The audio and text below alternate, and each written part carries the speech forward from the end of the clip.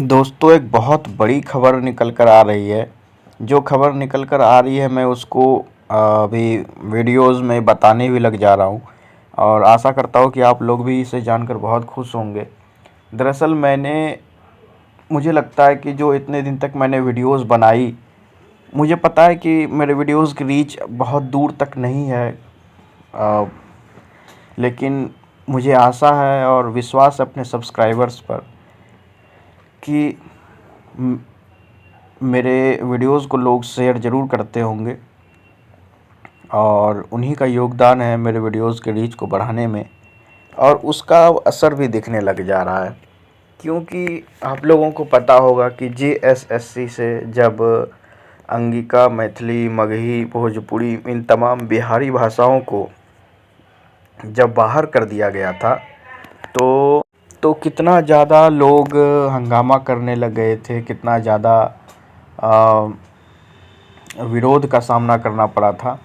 Finally अभी जा कर के आज ये खबर आई है, आप अपने स्क्रीन पर देख ही रहे होंगे। बहुत से न्यूज़ चैनल जो कि झारखंड बेस्ड हैं, आंध्र प्रदेश बेस्ड हैं, उन्होंने कवर किया है कि जो है इसमें अंगिका, मगही और भोजपुरी को इंक्लूड कर दिया गया है और मैथिली को लात मार के बाहर कर दिया गया है। मतलब आप लोग ये समझ लीजिए, जो मैथिली पहले थी, जिसे बाहर कर दिया गया था, उसको फिर से इंक्लूड नहीं किया गया है। और ये इस बात को दर्शाता है कि मैथिली वास्तव में झारखंड की भाषा नहीं है। मैथिली केवल 2-3 ज़िलों की भाषा है। 3 ज़िले आप मान सकते हैं, वास्तव में 2 ज़िले की भाषा है, दरभंगा और मधुबनी उत्तर बिहार में, और बाकी मैथिली कहीं नहीं बोली जाती है। तो इसमें मैथिली को लात मार कर जो बाहर किया गया है झारखंड के जेएसएससी से, ये हम लोगों की बहुत बड़ी जीत है। ये मिथिला की हार है। ये पूरे के पूरे मिथिला और मैथिल ब्राह्मण समाज की हार है। और मुझे लगता है कि ये हार के तरह से मैथिल ब्राह्मणों को नहीं लेना चाहिए। इसे एक्सेप्ट करना चाहिए, सच्चाई को एक्सेप्ट करना चाहिए कि मैथिली वास्तव में झारखंड की भाषा नहीं है। मैथिली वास्तव में कोई भाषा है ही नहीं, मैथिली एक बोली है। तो इसके आगे मैं यही कहना चाहता हूँ कि बहुत अच्छा डिसीजन लिया है झारखंड सरकार ने, और हम आंध्र प्रदेश के लोग स्वागत करते हैं इस डिसीजन का कि अंगिका को उन्होंने फिर से वापस से इंक्लूड कर दिया गया है। लेकिन हमें यहीं पे नहीं रुकना है, हमें यहाँ पे नहीं रुकना है। हमें ये कहना है, हमें अब ये चाहिए कि हम अंगवासियों को अभी यहीं पे नहीं रुकना है। हम लोगों को अभी जो मैथिली को सेकंड लैंग्वेज का स्टेटस प्राप्त है झारखंड में, उसे भी बाहर करवाना है।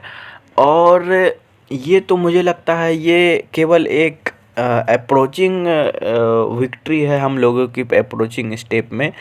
तो अभी हम लोगों को बहुत काम करना है। हम लोगों को इतना काम करना है कि अभी हम लोगों को झारखंड से मैथिली की जो सेकंड ऑफिशियल लैंग्वेजेस जो उन्होंने दे रखा है झारखंड में, उसे रिमूव करवाना है। उसके बाद फिर 8th शेड्यूल से जो भारत सरकार ने मैथिली को ऑफिशियल लैंग्वेज का दर्जा दे रखा है, उसे बाहर करवाना है। तो अभी हम लोगों को बहुत काम करना है। उसके बाद फिर आप ये न्यूज़ की एक कटिंग देखिए, जिसमें कि आप ये देख पा रहे होंगे कि अभी कुछ दिन पहले एक ललित नारायण मिथिला विश्वविद्यालय में अंगिका लोक पर्व, सह मिथिला लोक पर्व का आगाज़ हुआ था। इसका जो है मतलब कि कार्यक्रम हुआ था अंगिका लोक पर्व, सह मिथिला लोक पर्व का। इसका मतलब ये हुआ कि अंगिका लोक पर्व और मिथिला लोक पर्व, ये दोनों लोक पर्व का जो है एक कल्चर का आयोजन किया गया था। और इसमें साहेबपुर कमाल, बेगूसराय वगैरह के क्षेत्रों से लोग गए थे। और मंजूषा चित्रकला का जो यहाँ पे प्रशिक्षण दिया गया, वो मतलब कि अश्विन आनंद जो कि नवगछिया से हैं, उनके द्वारा किया गया। और इसके साथ ही मैं ये भी कहना चाहूँगा कि जिस तरीके से अ, जो है मतलब कि यहाँ पे ललित नारायण मिथिला विश्वविद्यालय ने इस प्रोपेगेंडा को खारिज कर दिया गया है। ललित नारायण मिथिला विश्वविद्यालय ने इस प्रोपेगेंडा को खारिज कर दिया है कि जो लोग ये क्लेम करते हैं कि बेगूसराय और खगड़िया, कटिहार, पूर्णिया ये सभी मिथिला में आते हैं, इसको खुद बहुत बड़े विश्वविद्यालय ललित नारायण मिथिला विश्वविद्यालय ने खारिज कर दिया है अंगिका लोक पर्व का जो है आयोजन करके। तो मुझे लगता है कि अंगिका लोक पर्व का आयोजन होना चाहिए, हर जगह होना चाहिए। और अंगिका लोक पर्व सह मिथिला लोक पर्व का आयोजन जो है इसी तरीके से भागलपुर विश्वविद्यालय में भी होना चाहिए। मिथिला सह पर्व ना भी हो तो कोई मतलब नहीं चलता है, क्योंकि ये मिथिला में नहीं आता है। लेकिन बहुत बड़ी बात है कि जिस तरीके से दरभंगा में मिथिला के हार्टलैंड में हो कर के अंगिका लोक पर्व का आयोजन किया गया, इससे ये पता चलता है कि मतलब कि किस तरीके से अंगिका की रीच बढ़ रही है, और हम लोगों को यही रीच को बढ़ाते रहना है।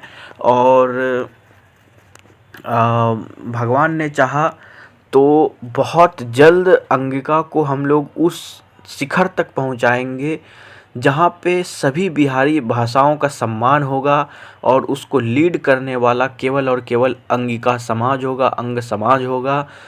और यहाँ पे कोई भेदभाव नहीं किया जाएगा कि ये भाषा सबसे पुरानी है, सबसे अच्छी है, सबसे मीठी है।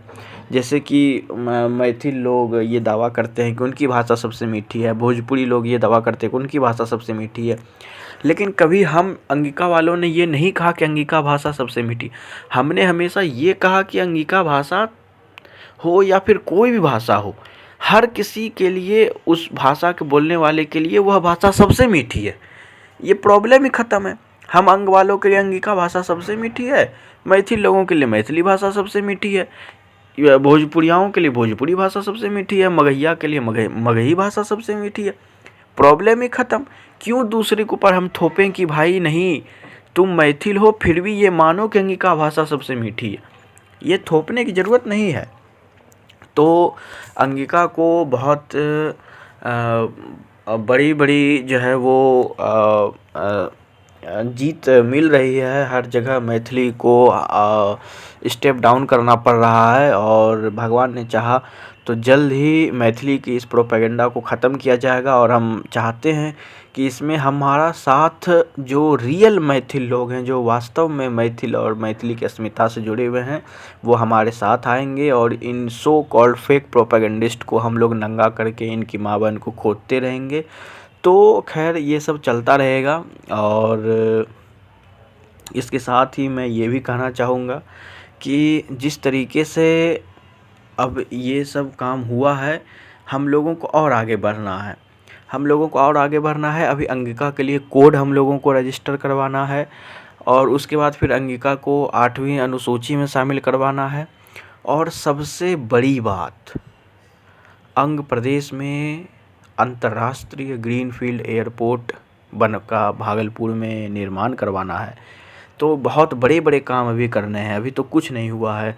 अभी तो केवल हम प्रोपेगेंडा से ही लड़ रहे हैं। प्रोपेगेंडा से लड़ने के बाद हमें अपनी अलग पहचान बनानी है। अपनी अलग पहचान क्या मतलब, जो पहचान हमारी है उसी के रीच को बढ़ाना है। तो इसी के साथ मैं इस वीडियो को समाप्त करता हूँ, और तहे दिल से अंग प्रदेश की तरफ से मैं झारखंड सरकार को बहुत आभार व्यक्त करता हूं कि झारखंड सरकार ने हमारी बात सुनी और मैथिली को लात मार कर इस चीज़ से बाहर किया गया। और आग्रह करता हूं झारखंड सरकार से कि जल्द ही मैथिली को ऑफिशियल स्टेट लैंग्वेज से भी बाहर किया जाएगा झारखंड में। मतलब कोई मतलब नहीं है ना, दिया हुआ भी है मैथिली को, तो कोई मतलब नहीं है वहाँ पे मैथिली को देने का। तो मैथिली को जल्द से जल्द झारखंड के ऑफिशियल लैंग्वेज से भी बाहर किया जाए, और भारत के 8वीं अनुसूची से भी जल्द से जल्द मैथिली बोली को, जो भाषा का झूठा दर्जा दिया गया है, वो जल्द से जल्द वापस लिया जाएगा। जय हिंद, जय भागलपुर, जय प्रदेश, अंगिका भाषा जिंदाबाद।